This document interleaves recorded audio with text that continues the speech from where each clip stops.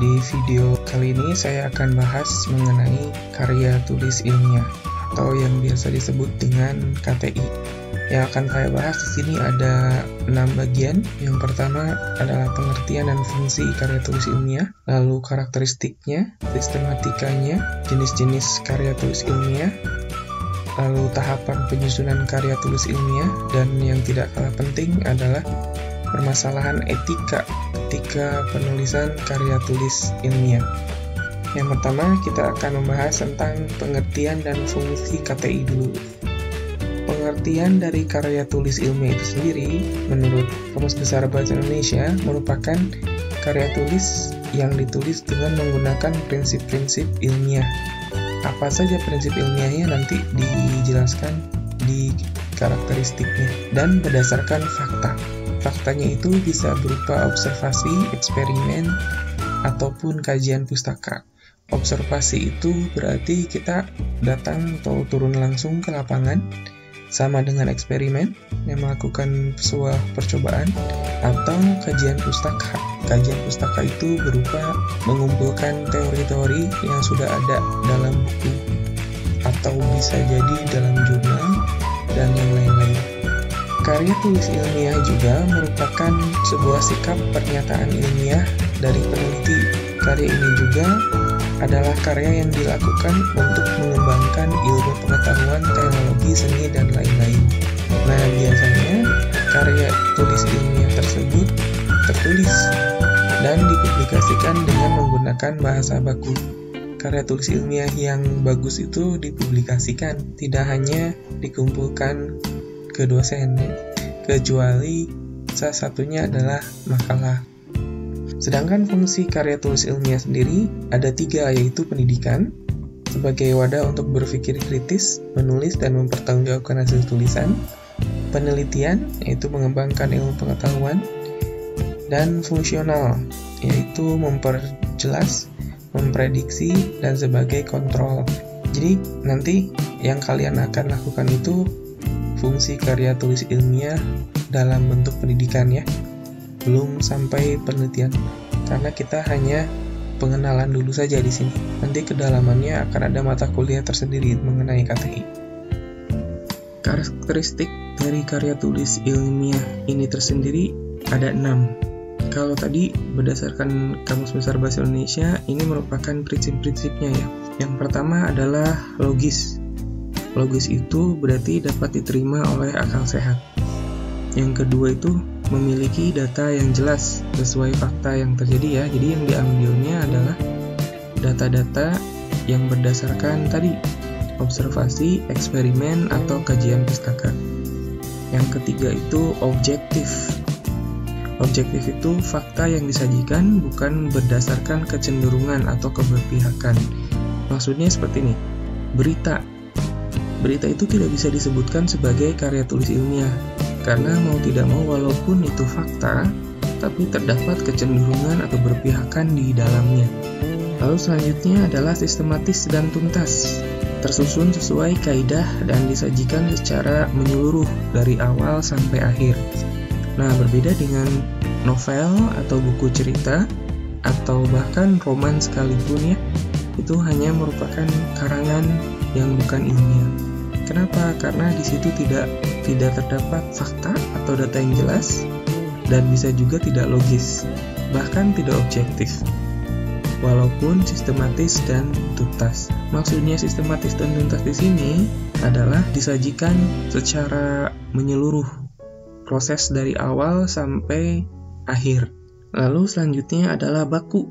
Tentu saja ini penggunaan atau penulisannya sesuai dengan pedoman umum ejaan bahasa Indonesia yang terbaru.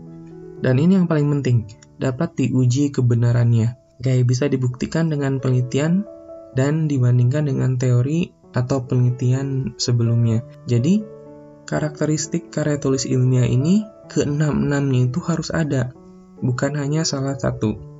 Nanti bisa dilihat saja, bisa dicek apakah sebuah tulisan bisa dianggap sebagai karya tulis ilmiah apabila tidak ada salah satunya.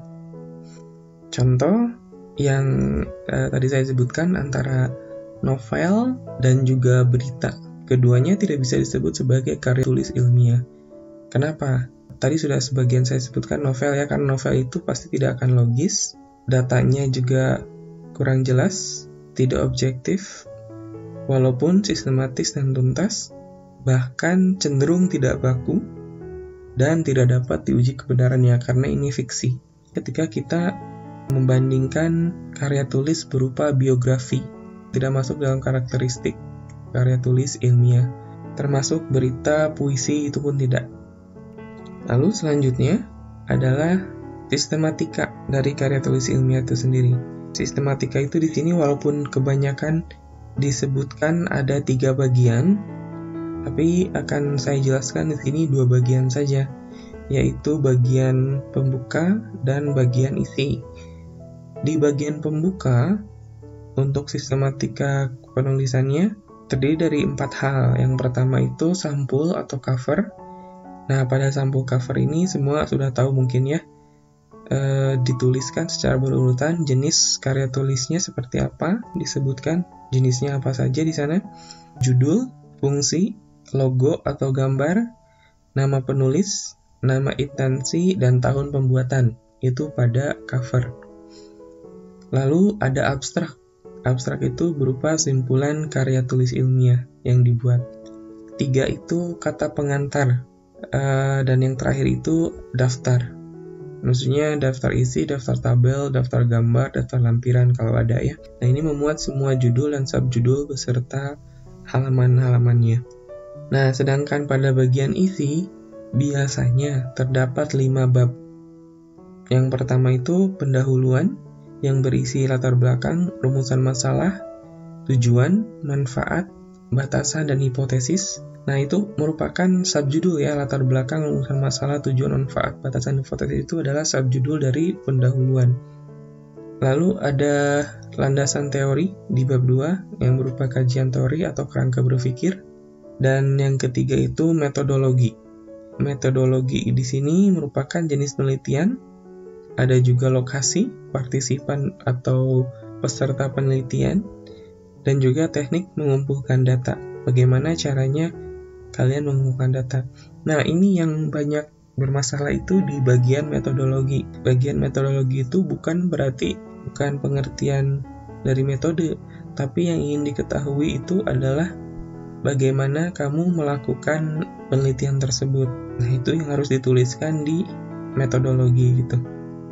Yang keempat, hasil dan pembahasan. Yang terakhir itu kesimpulan dan ditutup dengan daftar pustaka. Nah, biasanya daftar pustaka ini dimasukkan ke bagian penutup. Nah, untuk karya tulis ilmiah, versi saya daftar pustaka itu dimasukkan ke bagian isi saja. Tidak usah ada bagian penutup, jadi hanya ada 2 bagian ya. Nah, jenis-jenis karya tulis ilmiah itu sendiri ada 5. Jadi karya tulis ilmiah itu memayungi banyak jenis. Jangan dianggap itu salah satu jenis saja gitu ya. Jadi ada yang bertanya perbedaannya karya tulis ilmiah dengan makalah. Ya, makalah itu adalah karya tulis ilmiah. Perbedaannya karya tulis ilmiah dengan jurnal ilmiah itu ya sama. Jurnal ilmiah itu merupakan bagian dari karya tulis ilmiah. Karena menurut Arifin 2003, makalah, kertas kerja, skripsi, tesis, dan disertasi itu adalah sebuah karya tulis ilmiah. Kalau skripsi, tesis, disertasi itu biasanya digunakan untuk mengejar gelar akademik, sedangkan di dalam gelar akademik itu sendiri terdapat ada makalah ya. Ini biasanya tulisan resmi dengan tujuan untuk dibacakan di muka umum atau diterbitkan. Jadi, kenapa mahasiswa banyak diminta untuk membuat makalah? Ya, ini salah satunya untuk tugas pelajar. Lalu yang kedua adalah kertas kerja. Nah, untuk kertas kerja merupakan karangan tertulis yang membahas masalah tertentu yang disampaikan dalam sebuah seminar untuk mendapatkan jawaban yang lebih lanjut. Bedanya apa makalah dengan kertas kerja? Kalau makalah itu sudah fix, lalu disampaikan. Jadi contohnya gini, saya sudah melakukan sebuah penelitian, saya merasa itu sudah betul, lalu saya presentasikan depan umum. Nah, itu disebut makalah. Sedangkan kertas kerja adalah progresnya. Saya sudah melakukan penelitian, belum selesai penelitiannya, tapi saya ingin mendapatkan input sehingga saya mempresentasikannya di sebuah conference. Setelah itu, nanti didapat input yang membangun untuk tulisan saya. Nah, lalu saya perbaiki. Itu yang disebut dengan kertas kerja. Tahap penyusunan karya tulis ilmiah. Hampir semua karya tulis ilmiah ini memiliki tahap yang sama, tidak berbeda, yaitu ada 5 tahap. Persiapan pengumpulan data, pengorganisasian data, memeriksa dan menyunting konsep, dan penyajian. Saya highlight di penyajian karena itu tahap yang paling penting sebenarnya. Dan juga persiapan, di sini harusnya saya highlight juga persiapan, tapi nggak masalah. Pada tahap persiapan, di sini terjadi pemilihan topik untuk menentukan judul, membuat kerangka, dan mencari referensi dan data. Lalu mengumpulkan data, itu dilakukan ketika melakukan praktek atau uji lapangan. Bisa dilakukan dengan mencari data yang berupa teori-teori yang diperlukan, ataupun eksperimen. Selanjutnya adalah mengorganisasi data. Nah, mengorganisasi data ini memilah data yang akan digunakan dan tidak akan digunakan. Setelah semua data terkumpul, maka data itu dilakukan pengujian. Pengujian ini ada di konsep atau menyunting konsep. Selain mengumpulkan data yang sudah terkumpul tadi, pengujian tersebut juga dibandingkan dengan penelitian-penelitian sebelumnya atau KTI-KTI yang lain.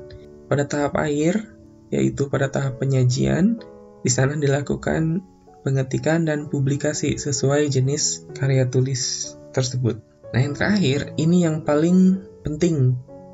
Sebenarnya ini konsep yang harus ditanamkan dari awal, dari mulai masuk perguruan tinggi ya. Kenapa? Karena ini terjadi terus-menerus. Permasalahan-permasalahan etika penulisan di KTI. Di sini ada 3 disebutkan secara mendasar. Yang pertama itu plagiarisme, yang kedua itu fabrikasi, yang ketiga itu falsifikasi. Apa itu ketiganya? Saya jelaskan dulu dengan cerita ya. Seorang guru besar di universitas yang tidak akan saya sebutkan, guru besar tersebut ketahuan melakukan plagiarisme untuk hanya 3 kalimat dalam papernya. Tapi tetap 3 kalimat juga itu disebutnya sebagai plagiarisme. Nah, ketika ketahuan, ternyata hukumannya lumayan.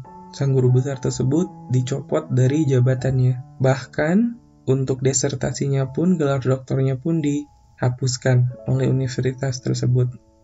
Nah, ini masif efek dari plagiarisme. Apa sih plagiarisme itu? Plagiarisme itu menyalin sesuatu yang merupakan gagasan orang lain. Artinya, plagiarisme itu merupakan pencurian ide. Jadi, orang tuh menulis, lalu mempublikasikan. Plagiarisme terjadi ketika kalian mengambil ide orang lain tanpa memberikan reference terhadap tulisan tersebut. Itu bisa disebut dengan plagiarisme. Tanpa mengakui kalau tulisan itu adalah tulisan orang lain dan diaku sebagai tulisan sendiri. Yang kedua adalah fabrikasi. Fabrikasi di sini merupakan mengarang data dan informasi untuk dibuat laporan.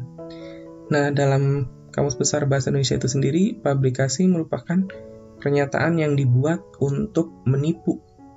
Jadi, jelas ini merupakan permasalahan. Lalu yang ketiga adalah falsifikasi.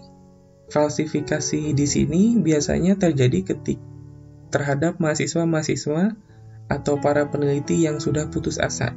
Di sini peneliti dan mahasiswa itu mengganti atau memudarkan data yang didapat atas hasil eksperimen atau observasi yang data tersebut signifikan dan tidak sesuai dengan keinginannya, lalu difalsifikasi. Nah, hal tersebut merupakan permasalahan etika ketika penulisan KTI. Bedanya dengan plagiarisme, fabrikasi dan falsifikasi itu tidak bisa dideteksi.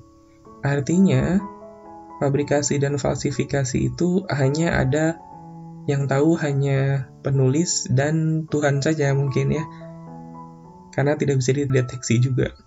Sehingga sebenarnya fabrikasi dan falsifikasi itu cukup masif salahnya dan bisa menyebabkan penyimpangan teori yang sudah ada. Nah, ketiga permasalahan etika penulisan KTI ini harusnya tidak terjadi, terutama kalian ya mahasiswa baru. Jadi nanti kedepannya ketika membuat sebuah makalah atau diminta untuk membuat sebuah makalah, maka hindari ketiga jenis permasalahan penulisan karya tulis ilmiah ini ya. Karena kalau sudah dicoba sekali nanti keterusan. Contoh ya, yang paling masif itu adalah copy paste. Copy paste itu merupakan plagiarisme. Fabrikasi itu istilah sederhananya adalah mengarang indah, sedangkan falsifikasi itu merekonstruksi data. Biasanya yang sering terjadi itu plagiarisme. Sehingga nanti kalian calon peneliti diharapkan tidak melakukan ketiga permasalahan etika dalam penulisan KTI ini. Seperti itu mungkin tentang penulisan karya tulis ilmiah. Assalamualaikum warahmatullahi wabarakatuh.